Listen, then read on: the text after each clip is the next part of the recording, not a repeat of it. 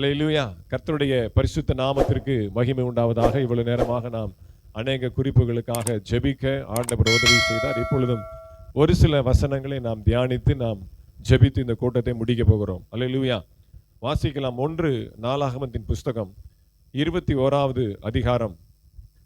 1 நாளாகமம் 21:1.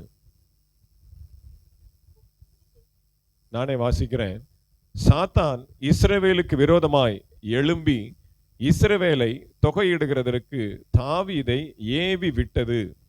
சாத்தான் இஸ்ரவேலுக்கு விரோதமாய் எழும்பி இஸ்ரவேலை தொகையிடுகிறதற்கு தாவீதை ஏவி விட்டது. ஏவி விட்டான் இல்லை பாருங்க, அதுக்கு மரியாதையே கிடையாது.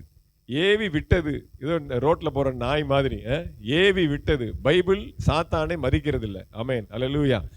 கர்த்தர் நல்லவர், கர்த்தர் நல்லவர். ஆமென். கர்த்தர் நல்லவரா இல்லையா? கர்த்தர் நல்லவரா இல்லையா? எவ்வளவு நல்லவர், மிகவும் நல்லவர். அவரை போல நல்லவர் யாருமே இல்லை. அவரை போல இரக்கமுள்ளவர் யாருமே இல்லை. அவரை போல தயவுள்ளவர் யாருமே இல்லை. எந்த மனுஷனையும் பிரகாசிப்பிக்க பண்ணுகிற மெய்யான ஒளி கர்த்தர். எவ்வளவு சாக்கடையில் இருந்தாலும் சரி, எவ்வளவு உளையான சேற்றில் இருந்தாலும் சரி, எவ்வளவு பெரிய உதவாக்கரையாக இருந்தாலும் சரி, கர்த்தர் அவனை பலப்படுத்த வல்லவர். எந்த மனுஷனையும் பரிசுத்தப்படுத்த வல்லவர். எந்த மனுஷனையும் ரட்சிக்க அவர் வல்லவர். அல்லேலூயா. அவருடைய கிரியைகள் பயங்கரமானது. அவருடைய இரக்கங்கள் பயங்கரமானது. அட் த சேம் டைம், அதே சமயத்தில் எவ்வளவு கர்த்தர் நல்லவரோ, எவ்வளவு கர்த்தர் இரக்கம் உள்ளவரோ, எவ்வளவு கர்த்தர் தாழ்ந்து இருக்கிற உளையான சேற்றில் இருக்கிற அக்கிரமத்தில் இருக்கிற பாவத்தில் இருக்கிற மனுஷனை எந்த அளவுக்கு கர்த்தர் உயர்த்தி அவனை மேன்மைப்படுத்துகிறாரோ அந்த அளவுக்கு சாத்தான் மோசமானவன். எந்த அளவுக்கு கர்த்தர் நல்லவரோ அந்த அளவுக்கு சாத்தான் மோசமானவன். நல்லா கவனிச்சுக்கணும், அதான் பாயிண்ட். இயேசுவை, ஆண்டவரை எந்த அளவுக்கு நாம் மதிக்கிறோமோ அந்த அளவுக்கு சாத்தானை துச்சமாக வெறுக்கணும். ஆண்டவர் எவ்வளவு பெரிய நல்லவர், அந்த அளவுக்கு மகா கொடூரமானவன் இந்த சாத்தான். மிக கொடுமையானவன். கொஞ்சம் கூட அவனிடத்துல தயவே எதிர்பார்க்க முடியாது.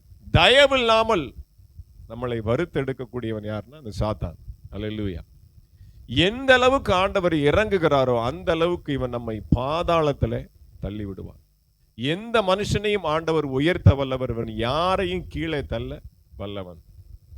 எவ்வளவு பெரிய பரிசுத்தமானா இருந்தாலும் சரி, எவ்வளவு பெரிய உத்தமனா இருந்தாலும் சரி, எவ்வளவு பெரிய பக்தியில இருந்தாலும் சரி, அவனை கூட சாத்தான் கீழே தள்ள அவனுக்கு வல்லமை உள்ளது. அல்லேலூயா. இயேசு ஜீவிக்கிறார். ஆமென், அல்லேலூயா. கர்த்தர் உயிரோடு இருக்கிறார். இயேசு ஜீவிக்கிறார். சாத்தான் உயிரோடு இருக்கிறானா இல்லையா?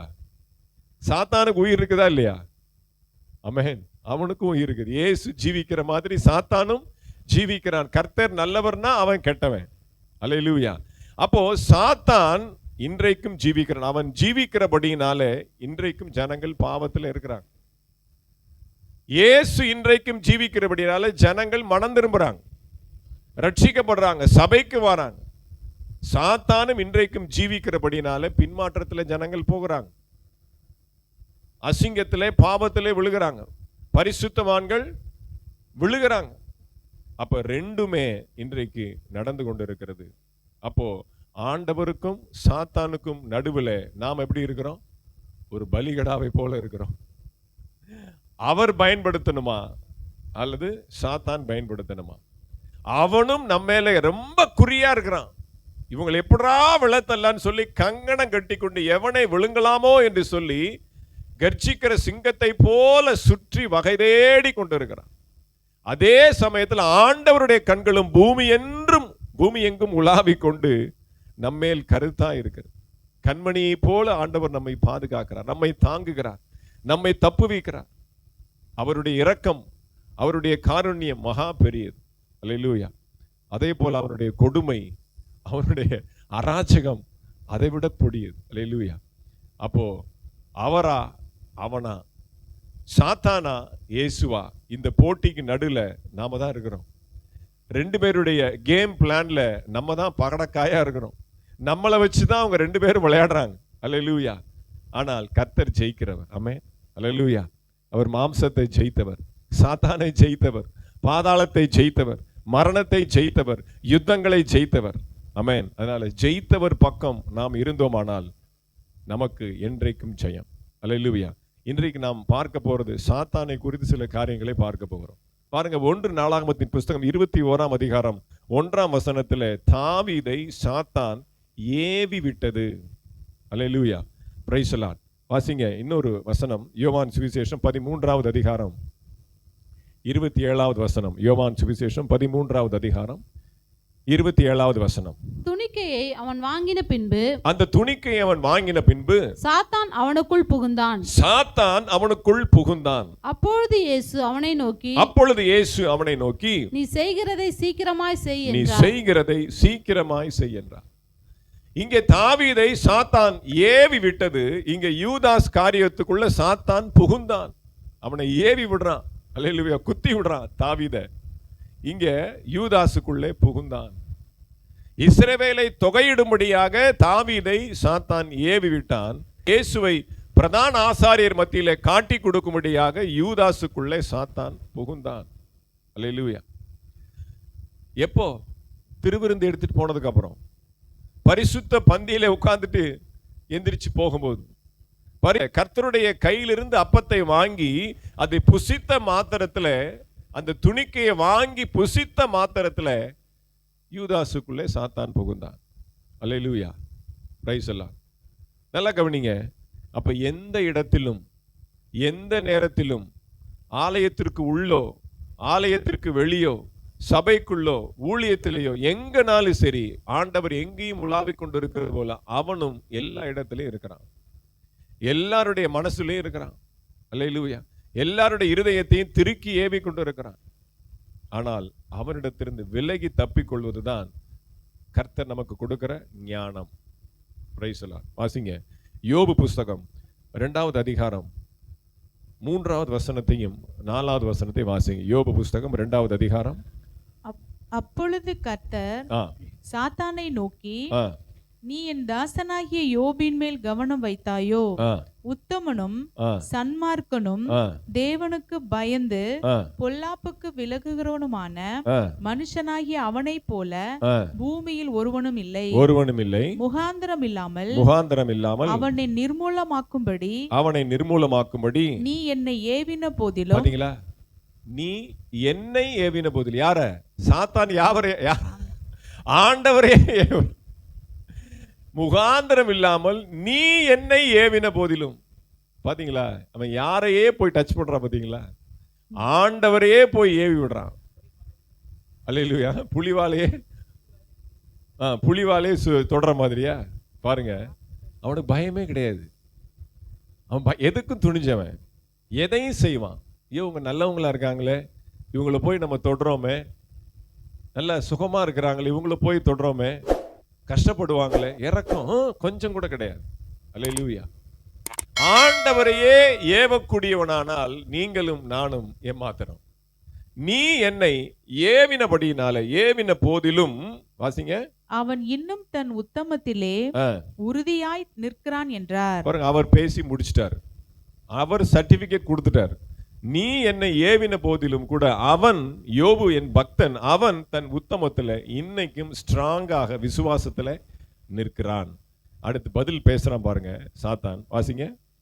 சாத்தான் கர்த்தருக்கு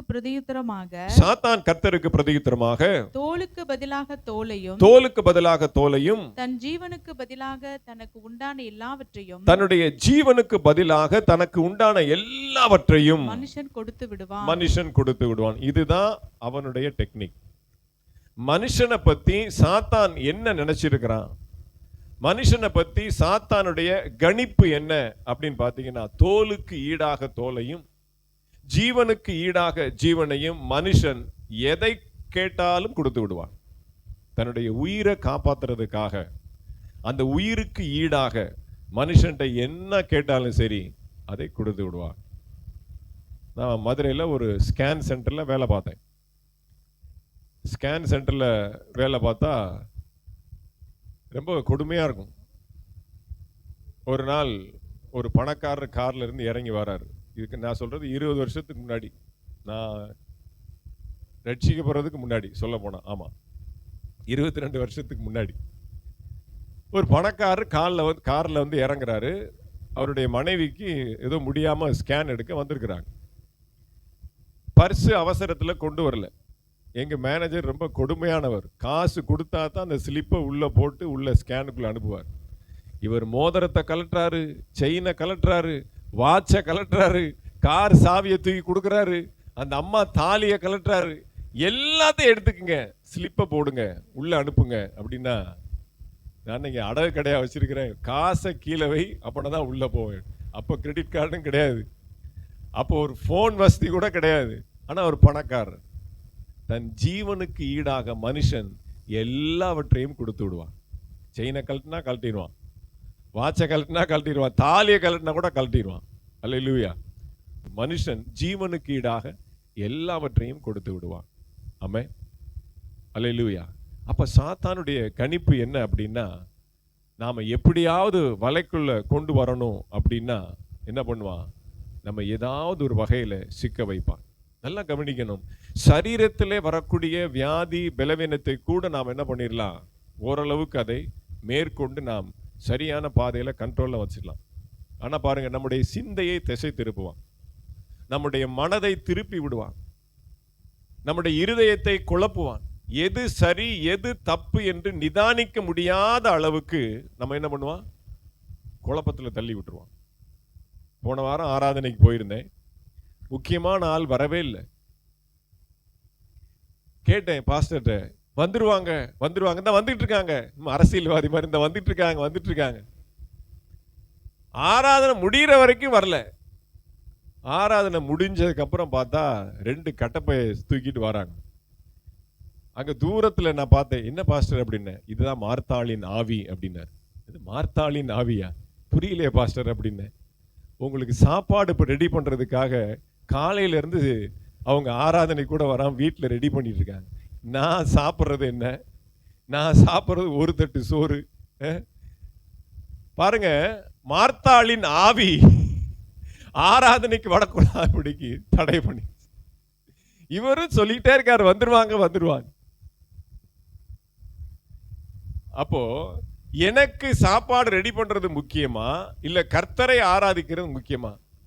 நான் வந்து கடுன்னு பேசினேன் அவங்கள்ட்ட. என்ன சிஸ்டர் இப்படி பண்ணிட்டீங்க, நீங்க சமைச்சிட்டு வந்தது நான் சாப்பிட்றது பெருசா, நான் சமைச்சிட்டு வந்தது நீங்க சாப்பிட்றது பெருசா? நான் 100-120 கிலோமீட்டர் தாண்டி அதிகாலமே கிளம்பி இரவெல்லாம் செபித்து ஒரு வார்த்தையை சமைத்து ஆவிக்குரிய ஆகாரத்தை உங்களுக்காக நான் பரிமாறும்படியாக நான் கொண்டு வந்திருக்கிற சமையலை அதை நீங்க சாப்பிடல. நீங்க கொண்டு வந்து நான் சாப்பிட்டு எனக்கு மனசு எப்படி நிறையும்? அல்லேலூயா. இல்லை, நான் ஈவினிங் சர்வீஸ் போயிடுவேன். என்ன ஆர்ன கஞ்சி பழங்கஞ்சியா? அல்லேலூயா. அப்ப நமக்கு எது முக்கியம் எது முக்கியம் இல்லை என்று சொல்லி நம்மை என்ன பண்ணிடுறான், வழி விலக பண்ணி விடுகிறான் இந்த சாத்தான், மார்த்தாளின் ஆவி மாதிரி. அதுதான் ரொம்ப கஷ்டம் நமக்கு. எதுக்கு நம்ம முக்கியத்துவம் கொடுக்கணும், இப்ப நாம எதை செய்யணும்? தேவனை தேடுகிறதற்கு தடையா இருப்பது எதுவாக இருந்தாலும் அதை விலக்கி ஒதுக்க, அதை துச்சம் என்று மதிக்க நாம் கற்றுக்கொள்ள வேண்டும். வாசிங்க லூக்கா சுவிசேஷம் 22வது அதிகாரம் 31வது வசனத்தை வாசிக்கிறதுக்கு முன்பாக மத்தேயு 13:44, மத்தேயு 13:44 வாசிங்க. அன்றியும் பரலோக ராஜ்யம் நிலத்தில் புதைத்திருக்கிற பொக்கிஷங்களுக்கு ஒப்பாயிருக்கிறது. அதை ஒரு மனுஷன் கண்டு மறைத்து அதை பற்றிய சந்தோஷத்தினாலே போய் தனக்கு உண்டான எல்லாவற்றையும் விற்று அந்த நிலத்தை கொள்ளுகிறான். மனுஷன் தன் ஜீவனுக்கு ஈடாக எல்லாவற்றையும் கொடுப்பான் என்று சொல்லி சாத்தான் அறிந்திருக்கிறான். அதே போல ஆண்டவர் என்ன அறிந்திருக்கிறார், நம்ம மேல வச்சிருக்கிற அவருடைய மிகப்பெரிய எதிர்பார்ப்பு, தேவ பிள்ளைகள் மேல் ஆண்டவர் வைத்திருக்கிற மிகப்பெரிய நம்பிக்கை என்ன அப்படின்னா, பரலோக ராஜ்யத்திற்காக, தேவ ராஜ்யத்தை சுதந்தரித்துக் கொள்வதற்காக மனுஷன் எல்லாவற்றையும் விற்று அந்த நிலத்தை கொள்ளுகிறான். எதை? பரலோக ராஜ்யமாகிய அந்த பொக்கிஷத்தை. சாத்தான் என்ன கணிப்பு வச்சிருக்கானோ அதே கணிப்பை தான் ஆண்டவர் வச்சிருக்கிறார். அந்த வசனத்துக்கும் இந்த வசனத்துக்கும் கொஞ்சம் கூட வித்தியாசம் இல்லை.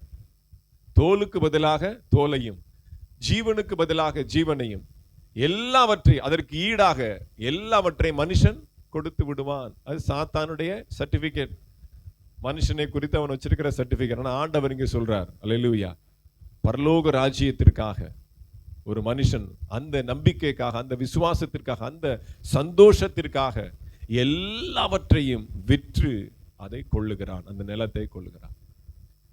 அப்போ அவனுடைய கணிப்பு பொய்யாகணும். அல்லேலூயா. அப்போ ஆண்டவருடைய ராஜ்யத்தை தேடக்கூடாதபடிக்கு, பரலோக ராஜ்யத்திற்குள்ளே முன்னேறக்கூடாதபடிக்கு நம்மை தடை பண்ணுகிற காரியம் என்ன, 1 2 3 அவன் என்னென்ன செய்கிறான் அதெல்லாம் கண்டுகொள்ளக்கூடிய ஞானத்தை கர்த்தர் நமக்கு தர வேண்டும். அதுக்கு தான் ஆண்டவர் சொல்றார், சாத்தானுடைய தந்திரங்களை நீங்கள் அறியாதவர்கள் அல்லவே. அப்ப அவரே நம்ம நம்பிக்கை வச்சிருக்கிறார். நீங்க என்னுடைய ஆவியை பெற்றவர்கள். அவன் என்னையே ஏவனா அப்படின்னா நான் தான் அவனை சரி பண்ண முடியும். அவனுடைய ஏவுதலை என்னாலதான் தடுக்க முடியும்.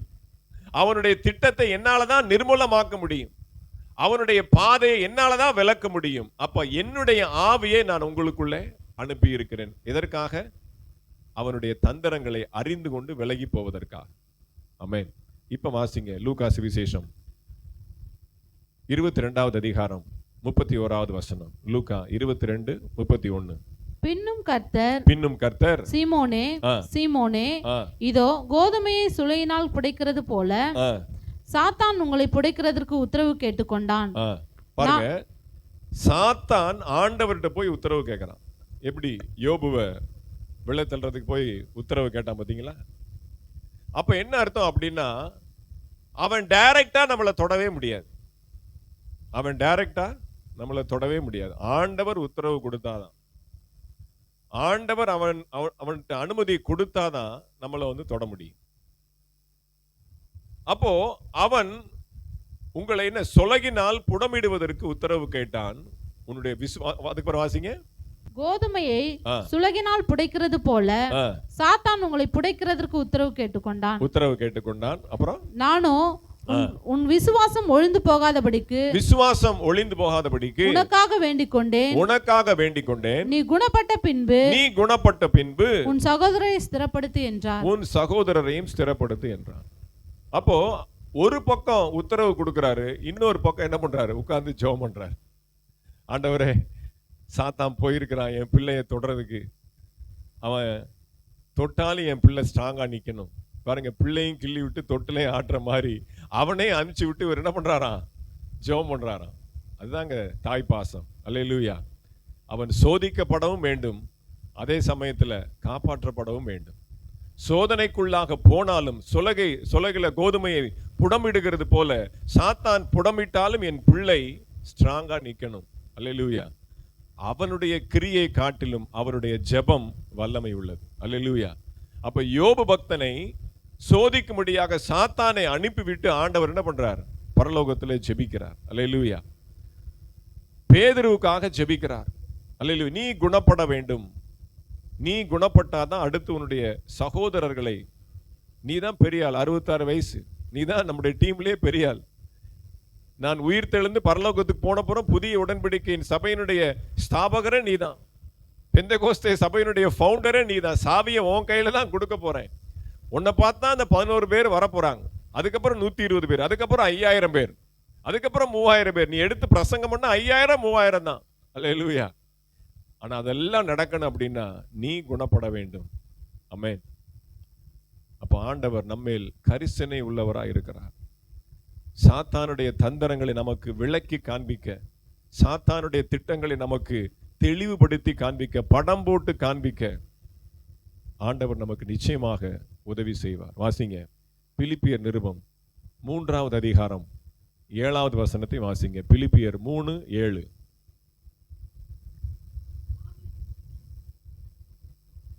ஆகிலும் எனக்கு லாபமாய் இருந்தவைகள் எவைகளோ அவைகளை கிறிஸ்துவுக்காக நஷ்டம் என்று எண்ணுகிறேன். அவைகளை கிறிஸ்துவுக்காக நஷ்டம் என்று எண்ணினேன். 10வது வசனத்தை வாசிங்க அதே அதிகாரத்துல. இப்படி நான் அவரையும் அவருடைய உயிர்த்தெழுதலின் வல்லமையையும் அவருடைய பாடுகளின் ஐக்கியத்தையும் அறிகிறதற்கும் அவருடைய மரணத்திற்கொப்பான மரணத்திற்குள்ளாகி எப்படியாயினும் நான் மரித்தோரிலிருந்து உயிரோடு எழுந்திருப்பதற்கு தகுதியாகும்படிக்கும் அவருக்காக எல்லாவற்றையும் நஷ்டமென்று விட்டேன் குப்பையுமாக எண்ணினேன். அல்லேலூயா. அப்போ இயேசு கிறிஸ்து ஞானஸ்நானம் எடுத்துட்டு உபவாசம் பண்ணிட்டு வராரு. அப்ப ஆண்டவர் என்ன பண்றான்? ஆண்டவரை சாத்தான் என்ன பண்றான்? பூமி எல்லாம் காமிக்கிறான், உலகத்தை எல்லாம் காமிக்கிறான், அதனுடைய சாம்ராஜ்யங்களே காமிக்கிறான், அது எல்லாம் மேன்மையை காமிக்கிறான். ஆண்டவர் பாரத துச்சம் என்று விட்டுட்டார். அல்லேலூயா. இந்த அரசாங்கமும் இந்த ராஜ்யமும் இதனுடைய மேன்மையும் இந்த உலகத்தினுடைய இந்த எல்லா மேன்மையும் எனக்கு ஒண்ணுமே வேண்டாம். அல்லேலூயா. அவன் காமிக்கிற எல்லா வெளிச்சத்தையும் ஆண்டவர் வேண்டாம் என்று சொல்லி விட்டு விடுகிறார். அப்ப அதே போலதான் இங்கே பவுலும், ஆமென், என் ஆண்டவருக்காக உயிர்த்தெழுந்த இயேசு கிறிஸ்துவின் சாயலுக்கு ஒப்பாக என்னை எப்படியாயினும் இணைத்துக் கொள்ளும்படி நான் எல்லாவற்றையும் நஷ்டமும் குப்பையும் என்று விட்டுவிட்டேன். அப்போ உயிர்த்தெழுந்த இயேசு கிறிஸ்துவின் சாயலுக்கு ஒப்பாக எப்படியாயினும் இணைக்கப்படுதல் என்ன? ஞாயிற்றுக்கிழமை தான் உயிர்த்தெழுந்த நாள். ஞாயிற்றுக்கிழமை தான் நாம் கர்த்தரை ஆராதிக்கிறோம். அப்ப இயேசுவை நாம் ஞாயிற்றுக்கிழமை ஆலயத்திலே வந்து அவரை ஆராதிக்க கூடாதபடிக்கு, அவருடைய உயிர்த்தெழுந்த சாயலுக்கு ஒப்பாக நம்மை இணைத்து கொள்ளாதபடிக்கு ஞாயிற்றுக்கிழமை தான் தடை வரும், ஞாயிற்றுக்கிழமை தான் பிரச்சனை வரும். அல்லேலூயா. அப்போ அது எல்லாவற்றையும் நாம் என்ன பண்ணணும்? முன்னதாகவே திட்டமிட்டு அதை பிளான் பண்ணி விட்டுறோம். ஞாயிற்றுக்கிழமை தான் கல்யாணம் வைப்பாங்க, ஞாயிற்றுக்கிழமை தான் காது குத்து வைப்பாங்க, எல்லா சொந்தக்காரங்க பார்த்தீங்கன்னா நமக்கு சோதனைக்குன்னே அங்கே தான் வைப்பாங்க. அல்லேலூயா. நாளைக்கு ஞாயிற்றுக்கிழமை ஒரு விசேஷத்துக்கு போகணும், ஆராதனை முடிச்ச பிறகு இந்த மாதம் பூரா பாருங்க ஓடிக்கிட்டு தான் இருக்கும். நல்லா கவனிச்சுக்கோங்க, ப்ரியாரிட்டி ஆண்டவர் தான், ஃபர்ஸ்ட் பிளேஸ் அவருக்கு தான். ஆமென். அல்லேலூயா. ஏன்னா அவருடைய இருதயத்தில் நம்மை பிரதானமா வைத்திருக்கிறார். உன்னதங்களிலே உயர் ஸ்தலங்களிலே அவரோடு கூட நம்மை உட்காரவும் செய்திருக்கிறார்.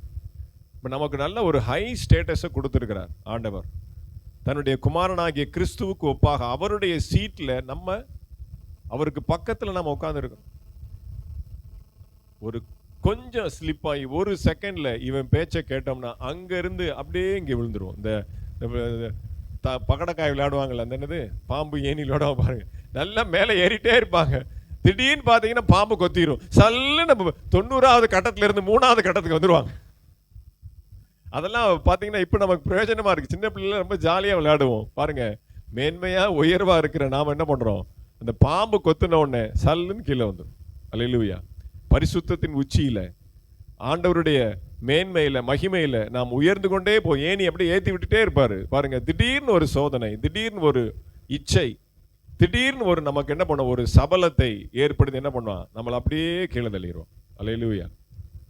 பரமபதன சோப்பன படம் ஏதோ அதை வச்சிருப்பாங்க அந்த படம். அல்லேலூயா. அந்த மாதிரி தான் நம்முடைய வாழ்க்கை இருந்துடக்கூடாது. அதெல்லாம் நமக்கு எச்சரிக்கை. அப்போ அவனுடைய தந்திரங்களை நாம் அறியாதவர்கள் அல்லவே. அப்போ அவரே நமக்கு சர்டிபிகேட் கொடுக்கிறார். அப்போ அவருடைய ஆவியை நாம் பெற்றிருக்க வேதம் சொல்லுகிறது. பவுல் சொல்லு, கிறிஸ்துனுடைய ஆவி என்னை நெருக்கி ஏவுகிறது. இங்கே யூதாசுக்குள்ளே சாத்தான் உள்ளே புகுந்து அவனை நெருக்கி ஏவுகிறான். போ காட்டி கொடு, 30 வெள்ளிக்காசுரா, 30 வெள்ளிக்காசு, நீ பணக்காரனாயிரலாம். அவனை அப்படியே நெருக்கி ஏவுகிறான். இங்கே பவுல் சொல்லுகிறார், கிறிஸ்துனுடைய அன்பின் ஆவி என்னை நெருக்கி ஏவுகிறது. அல்லேலூயா. இங்க இவன் ஒரு பக்கம் இருக்கிறான், இங்க இவர் ஒரு பக்கம் இருக்கிறார். அல்லேலூயா. யார் பேச்ச கேட்கிறது? நிர்பந்தமான மனுஷன்னார் யார் என்னை விடுதலை ஆக்குவான்? ரோமர்ல சொல்ற மாதிரி என்னுடைய அவயவயங்கள் என்னுடைய பிரமாணத்தையும் மிஞ்சி செயல்படுகிறது. பாருங்க, நம்முடைய கண்ட்ரோலுக்கு அது விடுறதில்லை. நாம் அது வேண்டாம், அது செய்யக்கூடாதுன்னு நினைக்கிறோம். நம்முடைய அவயவங்கள் என்ன பண்றது? நம்முடைய பிரமாணத்தையும் மிஞ்சி செயல்படுகிற ஒரு காரியத்தை நான் பார்க்கிறேன். அது என்னது? பாவ பிரமாணம். இந்த நிர்பந்தமான மனுஷனை யார் விடுதலை ஆக்குவார்? அடுத்த அதிகாரத்தினுடைய முதல் வசனம் பார்த்தீங்கன்னா 8:1 இயேசு கிறிஸ்து தான் விடுதலை ஆக்குவார் அப்படின்னு சொல்லி முடிப்பார். அல்லேலூயா. அப்ப நாம் நிர்பந்தமான நிலைமையில இருக்கிறோம். இவனும் இருக்கிறான், அவரும் இருக்கிறாரு. அல்லேலூயா. யாருக்கு நாம ஈடு கொடுக்கறது? யாருக்கு நாம ஒத்துழைப்பு கொடுக்கறது? அல்லேலூயா. இந்த வீட்டுல எல்லாம் பாத்தீங்கன்னா கணவனாருக்கு தான் பிரச்சனை. அம்மா பேச்சை கேட்கறதா, பொண்டாட்டி பேச்சை கேட்கறதா? அம்மா சாத்தானா இல்ல மனைவி ஆண்டவருக்கு ஒப்பனை? இதுல யாரை நாம ஆண்டவருக்கு ஒப்பா பார்க்கிறது? பெத்த தாயா, கட்டின மனைவியா? இந்த அம்மா ஒரு பக்கம் இருக்குது, அந்த அம்மா ஒரு பக்கம் இருக்குவாங்க. இப்படிதான் இருக்கு. குடும்பத்தில் உள்ள போராட்டம் மாதிரி தான் ஆவிக்குரிய போராட்டம் நடக்குது. இப்ப இந்த போராட்டத்துல நம்ம ஜெயிக்கணும் அப்படின்னா ஜெயித்தவர் அவர்தான். இவன் தோற்று போனவன், இவன் நசுக்கப்பட்டவன், இவன் கீழே தள்ளிவிடப்பட்டவன். அல்லேலூயா. அப்ப தள்ளிவிடப்பட்டவன் நெருக்கிறது பாத்தீங்கன்னா ஒரு மாயை, அது ஒரு பிம்பம். அதுல ஒண்ணும் இல்லை. வெங்காயத்தை விரிச்சு பார்த்தா ஒண்ணுமே இல்லை.